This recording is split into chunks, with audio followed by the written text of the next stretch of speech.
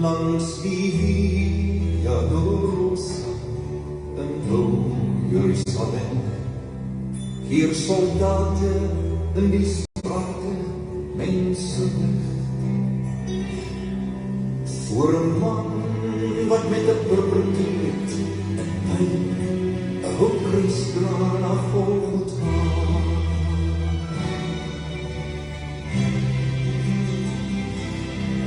Daar is wonder oor sy skouers en die bloed oor sy wand en die doornkroon sny diep in sy vel. En elke keer as hy wil struikel, word hy gespot, gespieg en gesmel. Langs die Via Dolorosa, die weg van smart en pijn, soos een man, stap ons koning en ons Heer. Langs die Via Dolorosa staan hy voort, en hy leidt.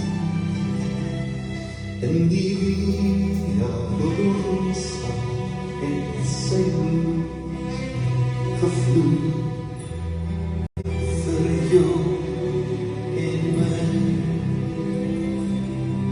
In die Via Dolorosa het die Heer my kruis gedra, gewild op pad na Golgotha. En daar het hy vir my gestaan en in my kruis skuld betaal. Langs die Via Dolorosa, die weg van smart en pijn, soos een man, stap jou koning in my Heer. Langs die Via Dolorosa stap hy voort, terwyl hy leidt. In die Via Dolorosa het sy bloed gevloeid. Oude hoop die kring het ons rondgegee, maar die bloed wat uit ons groei het ons goed weggevee.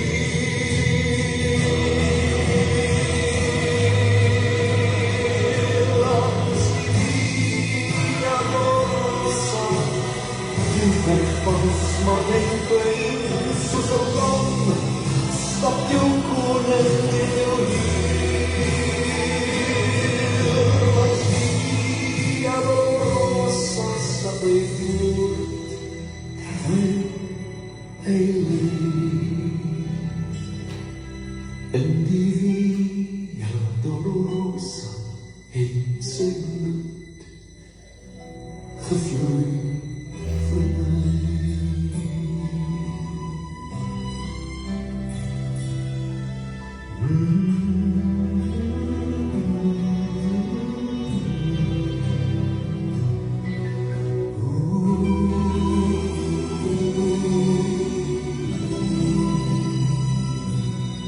Vir jou en my.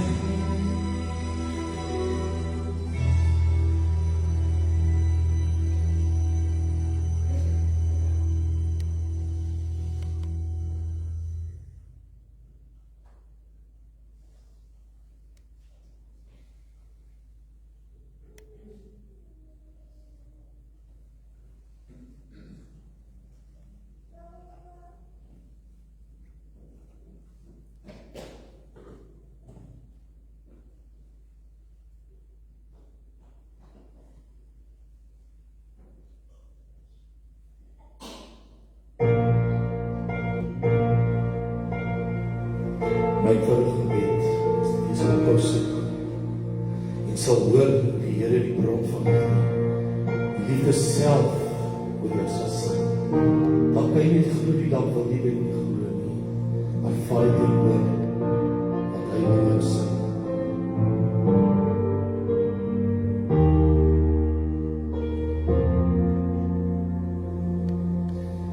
Vanaand se sekelman is net vir jou. Mag hy dans tot in jou hart, sy arms om jou val. Want as hy kon praat, sal hy eenvoudig sê, hoe diep my liefde hierby vir jou lê. Mense kind, weet jou hart is broos, van die twyfel trek jou self, en jy is leeg en moedeloos. As jy my over hom ek sal wees, sou jy 'n bruid sien in wit gekleed. Weet jy wie dit is? Kan jou hart se siel begryp, na wie ek verlang, dit is jy,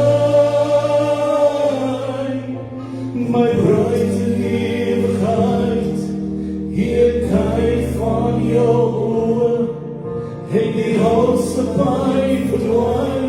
Dit is jy, geliefde van my sy, ek is hier by jou, in jou, om jou, net lief te hê.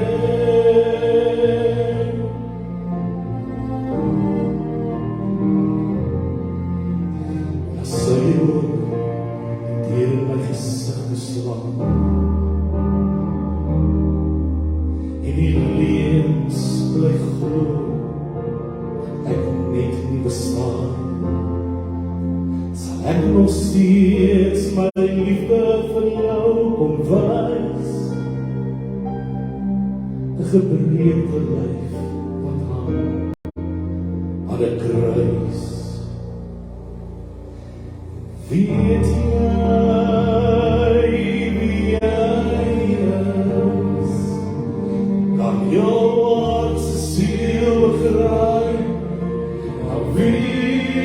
verlang, dit is jy, my bruid in ewigheid, hier kyk van jou oë, en die helse by verdwyn, dit is jy, geliefde van my sy, ek is hier by jou, in jou, om jou, en dit is jy,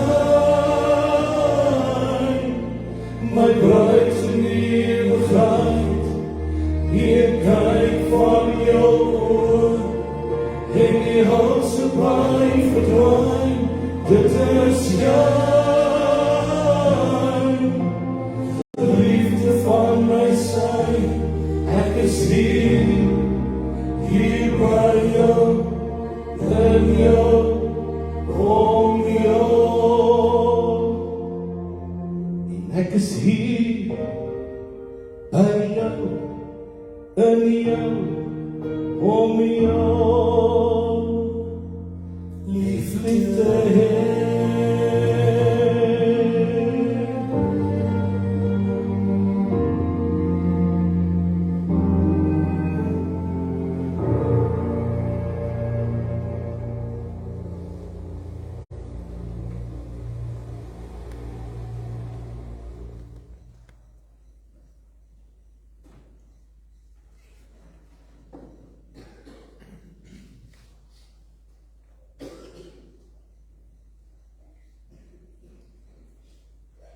Here, in kontras met wat U in hierdie nag beleef het, en in kontras met wat op hierdie stadium van U verhoor en U kruisiging gebeur het, in kontras daarmee, kom U met U liefde,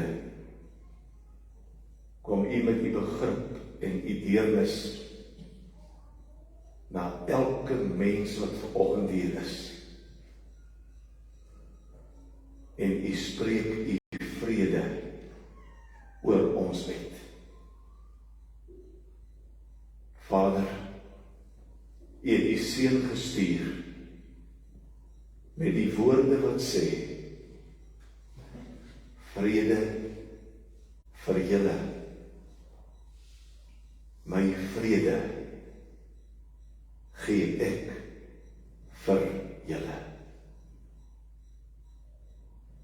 Ons bid, Here, dat elke man, elke vrou,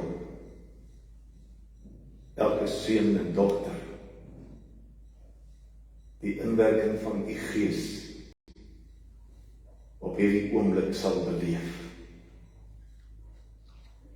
En dat wat ook al spanning of verwydering gebring het, dat ons daardie goddelike vrede nou sal ontvang. Dat daar 'n stilte in ons sal kom, Here, wat vir ons vrede bring. Amen. Gemeente, kom ons staan en dan sing ons die volgende lied.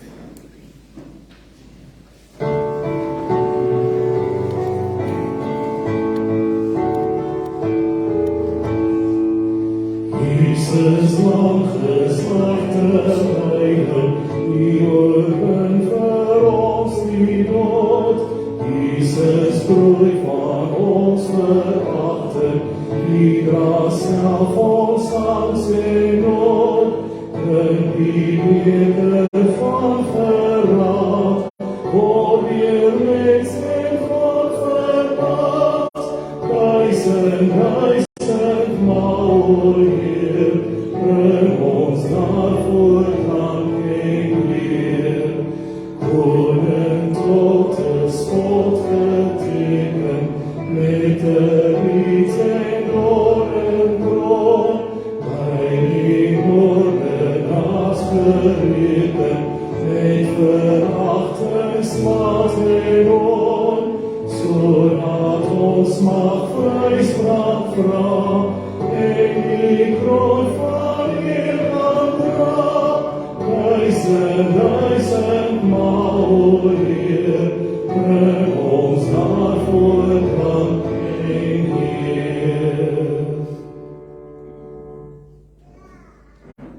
soos wat jy staan, kom ons bid saam.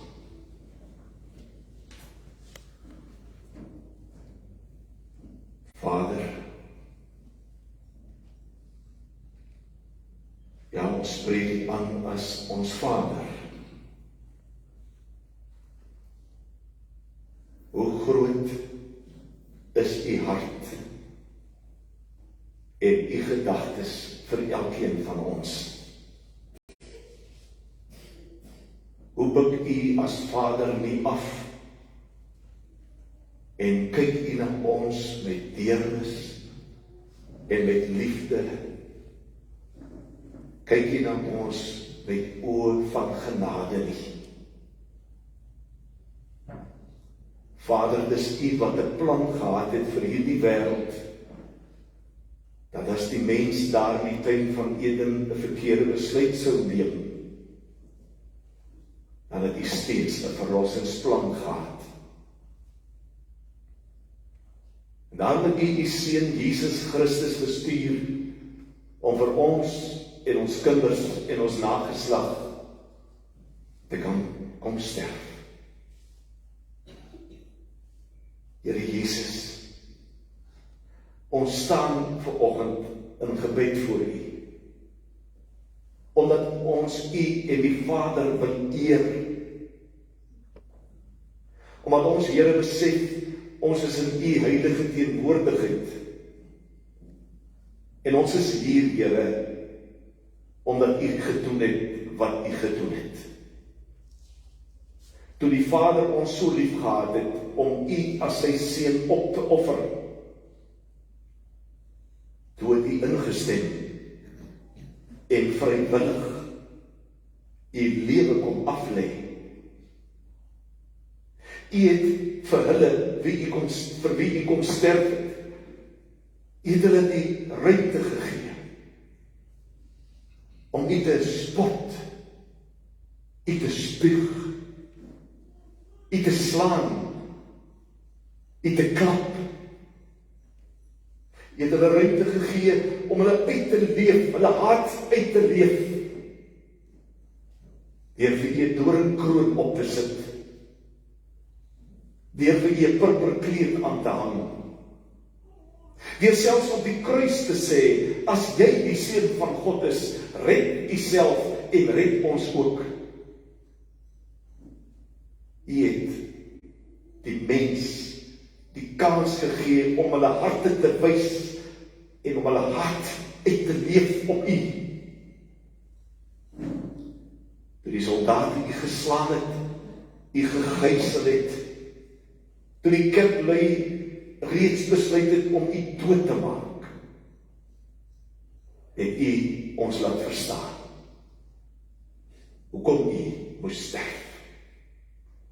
Hoekom daar 'n duur prys betaal moes word, hoekom daar bloed moes vloei, om verlossing en genesing te bring. En ons kom vanoggend en ons wil vir U dankie sê. Dankie Here dat ons vanoggend saam met ons kinders U kruisiging kan herdenk. Dankie dat ons kan terugdink. En as ons dink aan die bloed en die wonde, die hart en die hoon, dan weet ons, dit was vir my. En daarom staan ons vanoggend hier, Here, nie as verlore sondaars nie. Ons staan as geredde sondaars, redeemed sinners, deur die bloed van Jesus Christus en deur die liefde en die genade van God die Vader en deur die werking van die Heilige Gees. Daarom bid ons, neem ons vanoggend weer deur U verhaal. Gee soos gisteraand weer vir ons 'n visie in die hemel.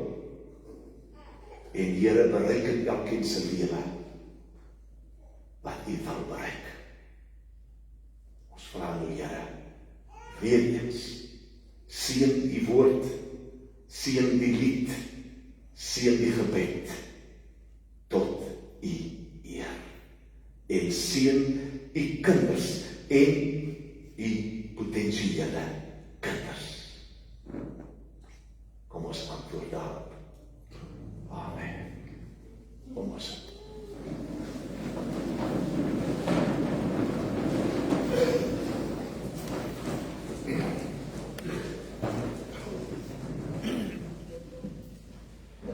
Nadat Jesus in die tuin van Getsemane gevangen geneem is, het hulle hom onder andere na Pilatus geneem om verhoor te word.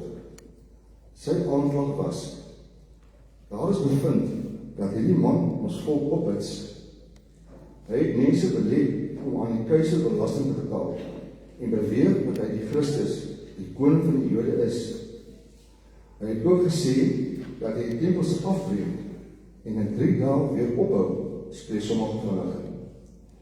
Pilatus het hom na Herodes toe gestuur, wat allerlei vrae aan hom gestel het. Jesus het op niks geantwoord nie. Hulle het die spot met hom gedryf, 'n purperkleed omgehang, 'n doringkroon op sy kop gedruk en hom na Pilatus teruggestuur. Daarna het Pilatus die priesterhoofde, die lede van die Joodse raad en die volk bymekaar geroep en vir hulle gesê dat hy geen skuld aan die man kon kry nie. Hy het beslis niks gedoen wat die dood verdien nie. Pilatus het gesê dat hy ons sal uitgeesel en dan loslaat. Maar soos een man het geskree, weg met hom.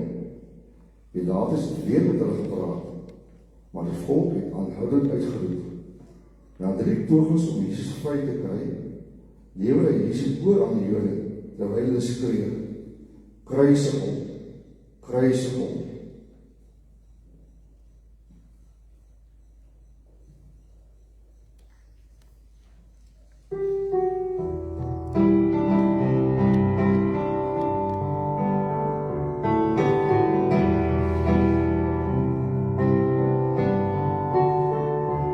Sien hoe Jesus daar loop in Jerusalem, met 'n kruis op sy hoofd en 'n doringkroon oor die menigte skree, en kruisig hom, so betaal hy die sondeloon. Sien die lamp aan die kruis daar op Golgotha, God wat mens word en ly, die vernedering, sien die liefde vir ons in sy oë staan, toe hy roep, dit is volbring.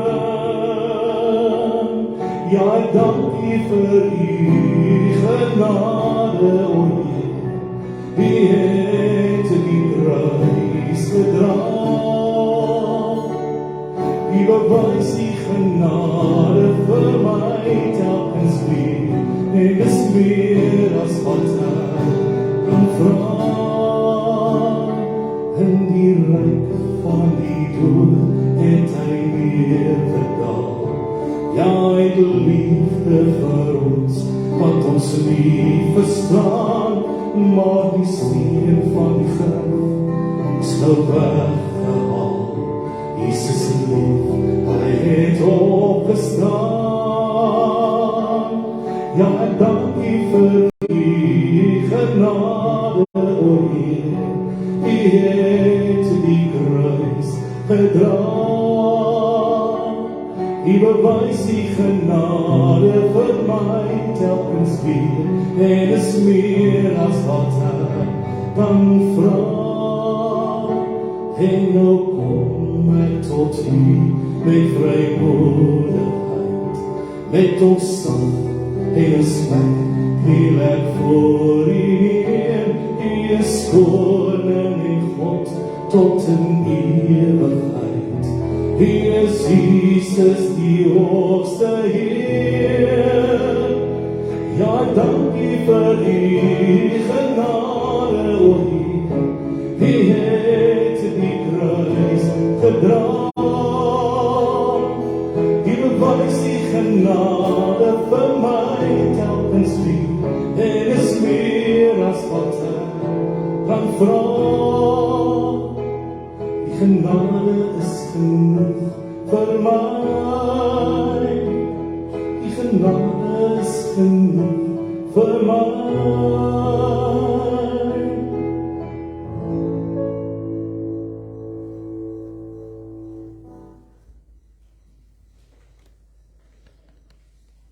Ek wil vir u vra dat voordat ek begin met die volgende punt, dat u net in stilte dit sal oordink wat Dion so pas gesing het.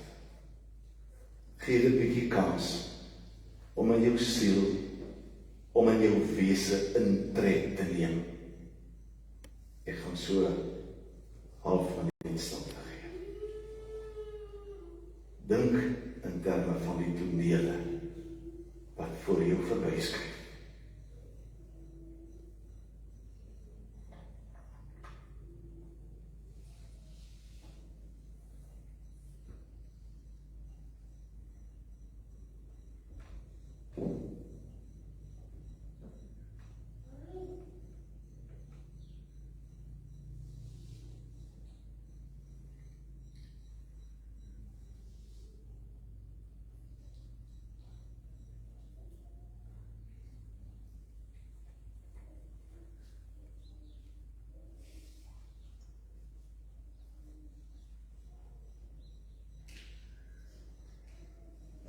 Gisteraand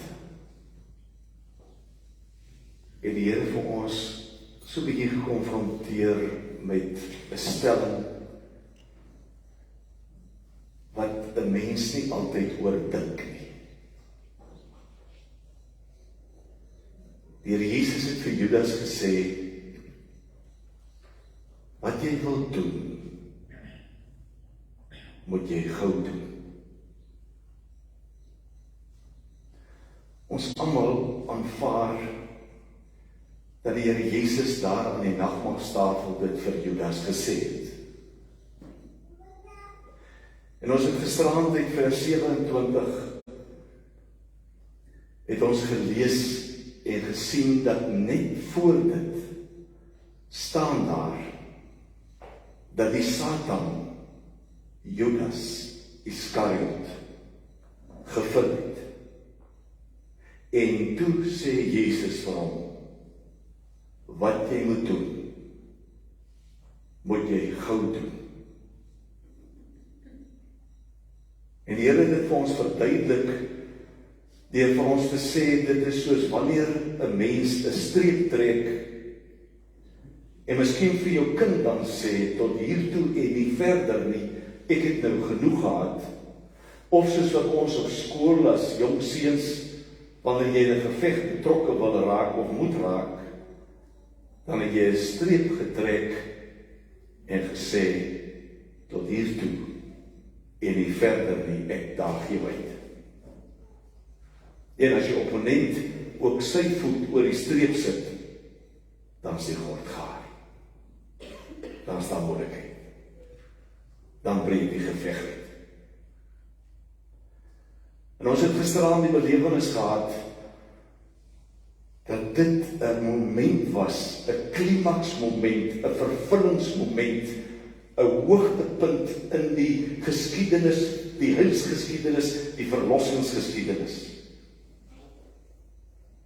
Dat die Here dan die eeuwe-oue profesie almal daar by mekaar trek en vir die Satan sê, ek trek 'n streep. Doen wat jy wil doen. Want my tyd van verheerliking en van oorwinning en van verlossing het aangebreek. Vanoggend is dit 'n baie goeie vraag om te vra of die Here Jesus 'n regverdige verhoor gehad het of nie. Kinders, die Here Jesus se verhoor het deur 6 fases gegaan. Ek gaan nie vir jou vra of jy dit onthou nie, maar kom ons kyk of ek dit onthou. Nadat hulle hom gevange geneem het, die nag baie laat daar in Getsemane, het hy verskyn voor Annas. Annas was die geskorste hoëpriester. Die Romeinse owerheid het hom van sy pligte onthef. Toe neem hulle die Here Jesus na Anna se skoonseun toe, Kajafas, die heilige hoëpriester. Toe neem hulle vir die Here Jesus na die Joodse raad toe, wat bestaan uit 12 lede. Daar is 'n mooi prentjie van hulle daar voor julle op die skerm. Toe neem hulle hom na Pilatus toe. En Pilatus stuur hom na Herodes toe. En Herodes stuur hom weer terug na Pilatus toe. 6 fases. En as ons die vraag vra of die Here Jesus 'n regverdige verhoor gehad het, dan staan daar in Johannes hoofstuk 11 dat die hoëpriester Kajafas toe alreeds gesê het, dit is belangrik dat een mens vir die volk sterf, eerder as dat die hele volk sterf.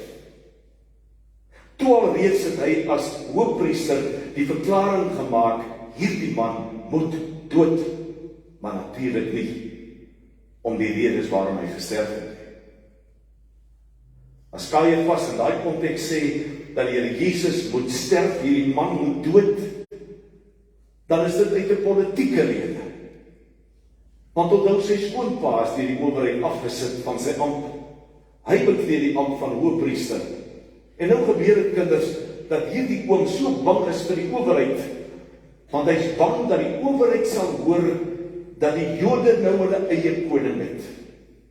En daarom moet hierdie koning dood. Anders sal die Romeinse owerheid die hele Joodse volk probeer uitroei. Nou sou ons kon vra, sou dit 'n regverdige verhoor wees?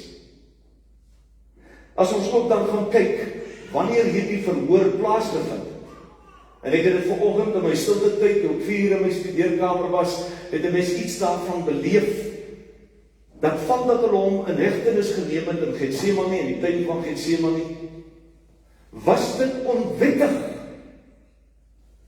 dat hy in die nag verhoor is. Want daar was 'n wet wat gesê het dat jy nie iemand in die nag mag verhoor nie. Ek weet nie of die regsgeleerdes dan vir ons kan beamoen om te sê of dit nog so is. Maar die wet van destyds het gesê, jy mag nie iemand in die nag verhoor nie. En die Here Jesus het in die nag voor Annas en voor Kajafas en voor die Joodse raad, maar in dagbreek het hy alreeds voor Pilatus verskyn. Behalwe dat dit in die nag plaasgevind het, lees ons ook dat die Here Jesus in die Sanhedrin verhoor moes word, waar die hele Joodse raad teenwoordig was, natuurlik in die dag.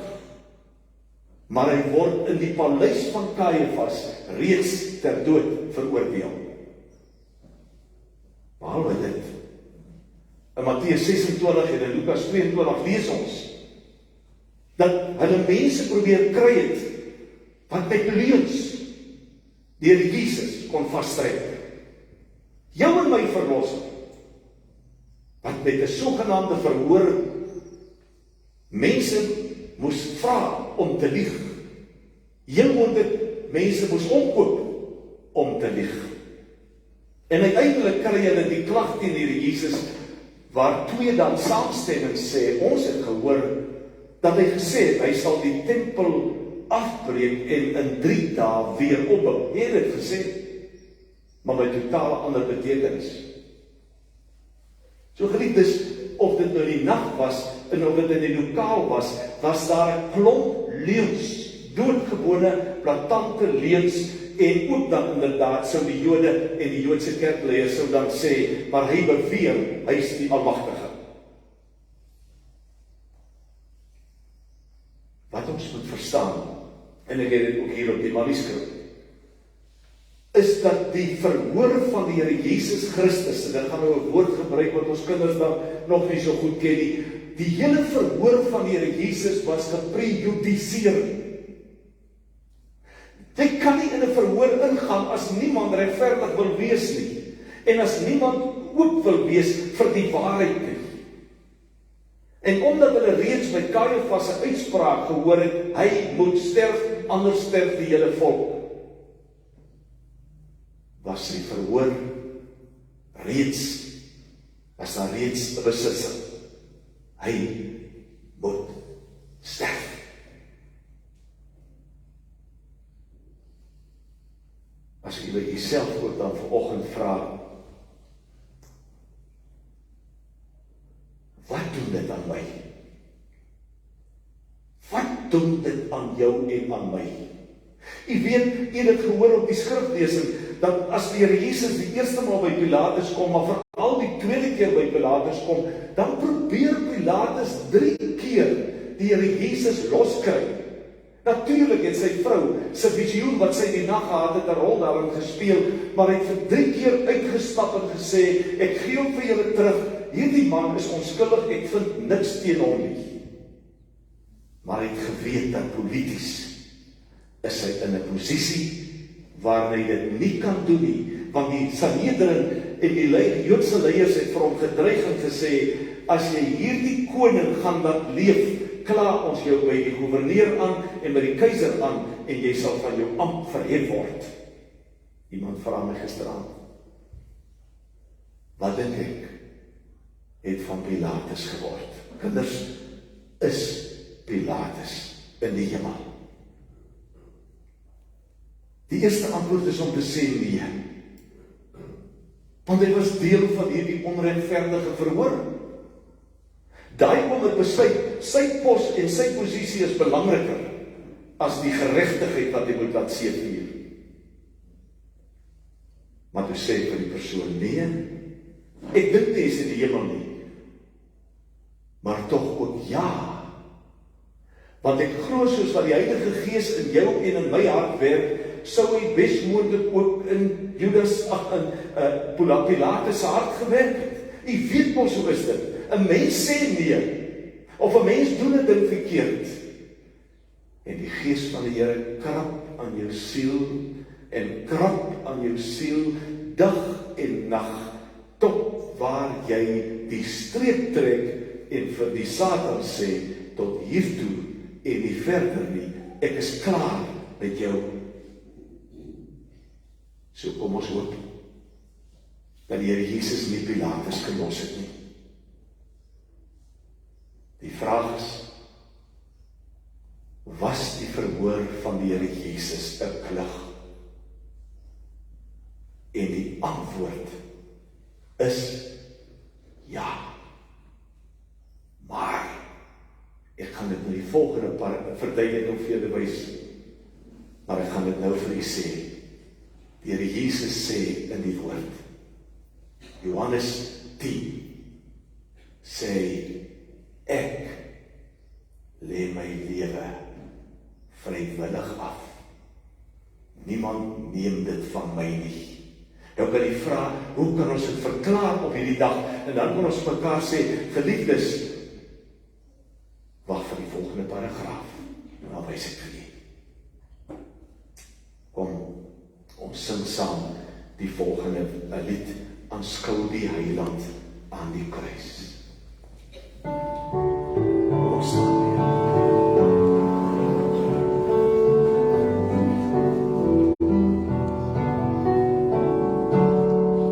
aanskou die Heiland, sing die kruis, die hemel vloos veraf gekruis, vir my het hy om laat aan,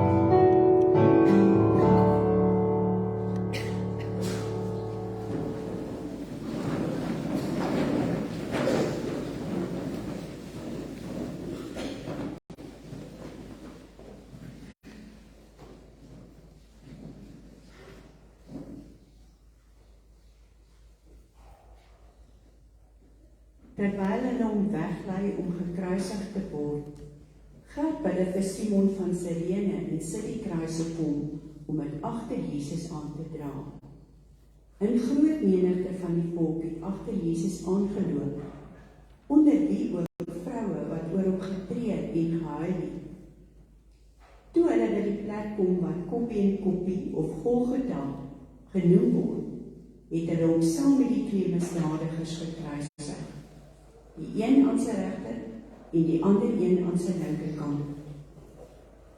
Toe sê Jesus: Vader, vergewe hulle, want hulle weet nie wat hulle doen nie.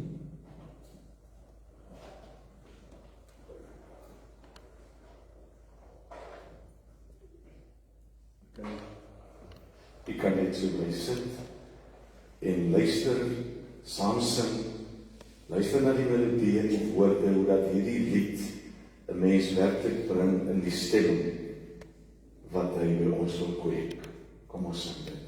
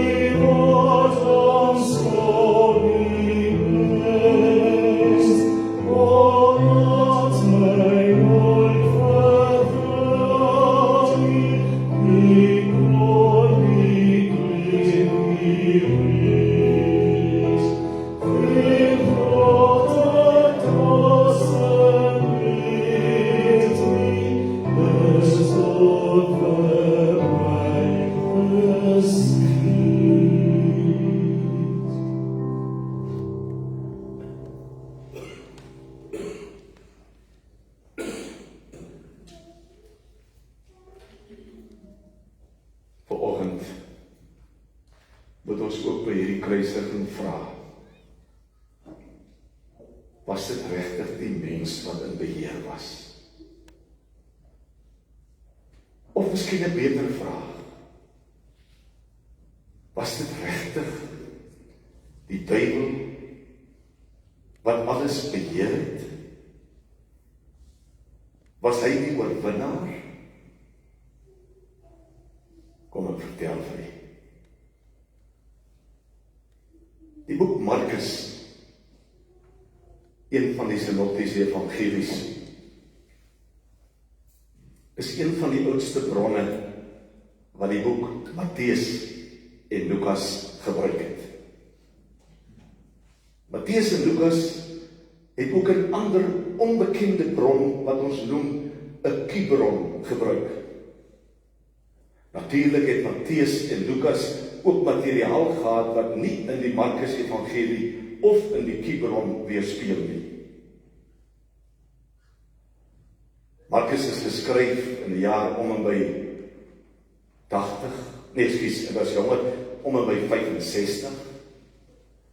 Matteus is geskryf om en by die jaar 80 na Christus, en Lukas dan inderdaad min of meer dieselfde tyd as Matteus. Maar die Evangelie van Johannes is geskryf in die jaar 90 na Christus. Want in daardie tyd het Johannes die Evangelie gaan oordink en dit natuurlik met sy medegelowiges en ander volgelinge van die Here Jesus voortdurend gekontroleer. Ek het vir u gesê gisteraand, die 3 sinoptiese evangelies, Matteus, Markus, Lukas, is 3 evangelies wat meer konsentreer op die feitelike gebeure, terwyl Johannes etlike jare daarna konsentreer op die betekenis daarvan. En as Johannes sy evangelie skryf deur die inspirasie van die Heilige Gees, dan sê vir jou en vir my wat die betekenis daarvan is. En dit is belangrik dat ons dit ook weet en dat u dit ook weet. En daarom as Johannes terugkyk, dan is dit eintlik verstommend, en ek hoop julle dit gisteraand al beleef, maar is eintlik verstommend dat selfs van Johannes 7 vers 33 begin die Here Jesus al praat van sy dood. As hy dan vir hulle sê, ek gaan nie lank by julle wees nie, ek gaan hier vandaan vertrek, maar waar ek heen gaan, kan julle nie nou kom nie. Nie Johannes 14 nie, ek praat van Johannes 7. In Johannes 11, as ons dan met Caiaphas te doen het, dan is dit juist Caiaphas wat ons sê dat hierdie man gaan sterf, maar Caiaphas het nie 'n idee dat God ook agter dit sit nie. Ook as 'n mens byvoorbeeld, en ek gaan dit kort maak, ook as 'n mens byvoorbeeld gaan kyk na die Here Jesus se verhoor, dan neem hy in 'n sekere sin totaal beheer oor van die gehoor. Alles wat ons in Johannes kry ons nie noodwendig in die sinoptiese evangelies nie, maar as Pilatus met die Here Jesus praat, dan praat hy met hom, en hy redeneer met hom, en hy sê vir hom. Ook as Pilatus hom vra, is jy 'n koning, dan sê ek is 'n koning. As die Here Jesus by Caiaphas kom, dan is dit amper asof die Here Jesus die gesprek oorneem en met Caiaphas in 'n debat tree, en jy kry die idee, hy's in beheer, want hy weet wat hier gebeur, hy weet waarna toe is dit op pad. Hoekom? Hy kom immers uit die hemel uit, sê Johannes 8 vers 56 vir ons. Hy was by die Vader. En dan staan daar in Johannes 8 vers 56, 'n teks wat ek al 3 maal hier aangehaal het, dan sê hy dat Moses bly was die dag toe God die Here Jesus aarde toe gestuur het. Want die Jode het hom gekonfronteer met die vraag, hoe kan jy sê, jy ken van Moses, jy is nog eers 50 jaar oud nie, dan sê, ek ken van Moses, want waar het jy hom ontmoet, waar het jy hom leer ken? In die hemelse hof, in die teenwoordigheid van die lewende God, sy Vader. So jy moet verstaan, geliefdes, en ons moet vandag hier verstaan, dat dit is tragies, en dit is droewig, en ons sien onsself in al die rolspelers rondom die kruis, maar as ons kyk na die rolspeler bo aan die kruis, dan sê jy verstaan dat jy met God te doen het, en ek ook. Dat ons met God te doen het, wat 'n plan gehad het, en wat hierdie plan wel laat realiseer het. En die vraag is dan, watter rol het die mens dan gespeel? Nee, die sondigheid van die mens, jou en my gebrokenheid, vandag nog, gebruik hy jou en my gebrokenheid, en ons sondes, en ons dink ons is baas van ons eie lewe, en ons doen ons eie ding, en ons sê wat ons wil sê, en op die einde van die dag lag die Here en hy sê, ek het ook dit in my diens gebruik. Hoor jy? Dat niks in jou en my lewe is sommer net doelloos nie, want God is die een wat dit beheer en dit uitbring waar hy wil. Kom ons kyk 'n bietjie. Toe die Here Jesus in Getsemane in hegtenis kom neem, nie die sinoptiese evangeliese presiese weergawe nie, maar Johannes sê, toe die klomp soldate met fakkels en stokke en swaarde by die Here Jesus kom, toe vra die Here Jesus vir hulle, vir wie soek julle? Hy sê, maar ons soek vir Jesus van Nazareth. En hy sê, dit is ek is Jesus van Nazareth. Wat gebeur met hulle? Benita wil hy, hulle val plat, uit vrees, uit angs. En dan staan hulle weer op en die Here Jesus sê, vir wie soek julle? En hulle antwoord weer, vir Jesus van Nazareth. En hy sê, hier is hy. Net so het ek voor het vir Caiaphas gesê, hoekom wil julle my nou verhoor? Ek het in die openbaar, het ek alles verkondig, in die tempels en in die sinagoges, het ek die evangelie verkondig, en ek het niks geheim gehou nie, niks. Dis waar ek en jy ons integriteit kry, dis waar ons waarheid ontdek in die lewe van die Here Jesus. Maar ook in Getsemane. As Petrus sy swaard trek, dan sê die Here Jesus vir hom 'n baie waarde, hy sê, if you live by the sword, you die by the sword. As jy volgens die swaard leef, sal jy volgens die swaard omkom. Sit dit terug in jou skede, en hy tel die oor op, en genees hom. Geliefdes, ek en jy is die kerk van die Here Jesus. Ons is die bruid waarvan Dion gesing het, die bruid vir wie die Here liefhet.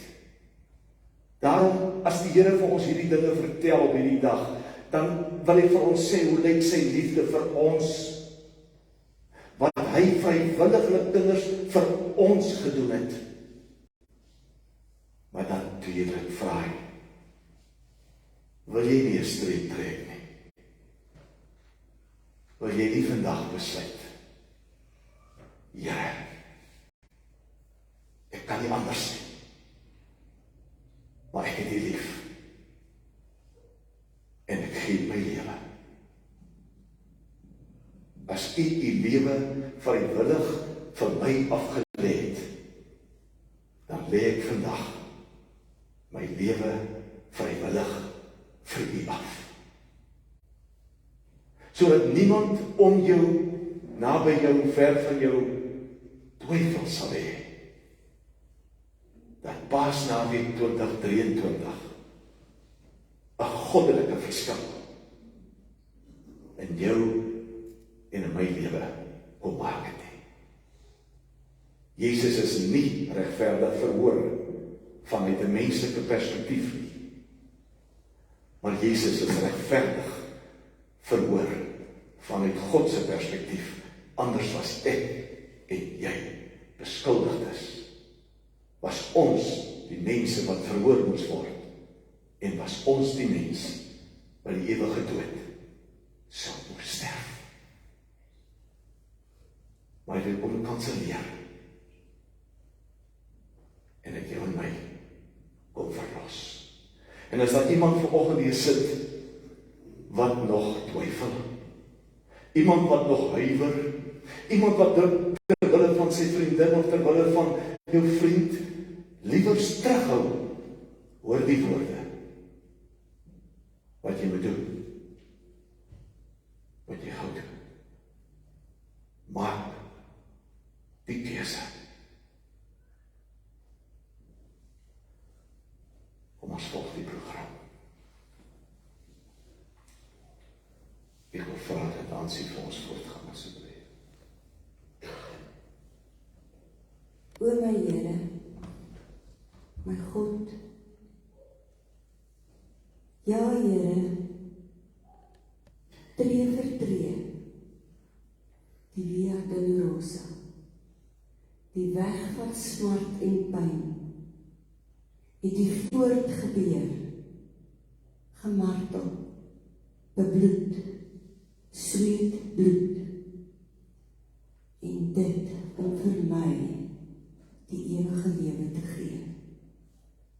Here, die offer was so groot.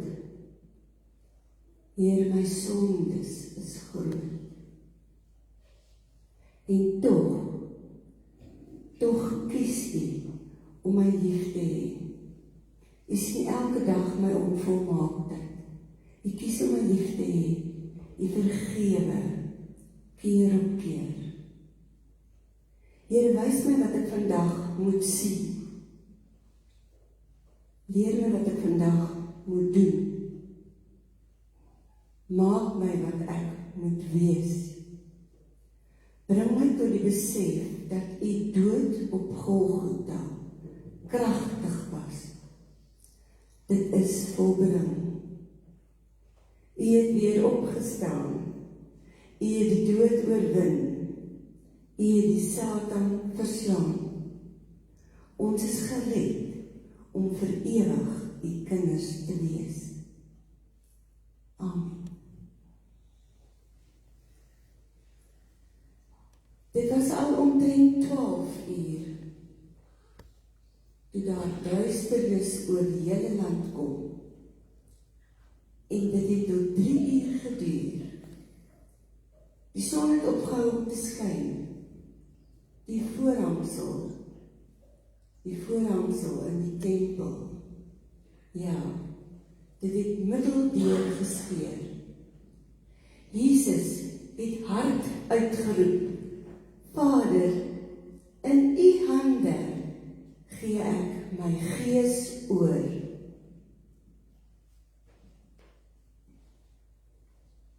Kom ons antwoord daarop, amen. Amen. Ek wil graag vra dat Herman en Benny en Johan Herbst, dat julle elkeen vir ons 'n kruis kom haal met die voetstuk. Sodra hulle by die kerkgebou uitbeweeg het, volg ons vir hulle en ons staan dan weer almal hier op die grasperk voor die kruise en daar het ons 'n kort seremonie. Aldus die horlosie is die Here Jesus om en by 9 uur gekruisig. Dion gaan vir ons, terwyl ons uitbeweeg, gaan Dion vir ons weer kruis sing. Johan, Herman, Benny, dat hulle eers net vir ons uitvat.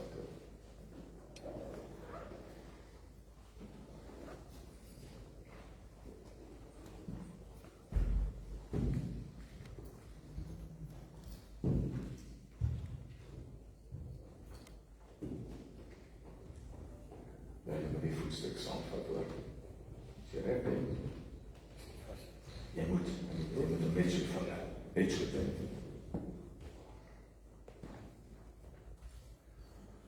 Kom ons volg hulle na die tyd.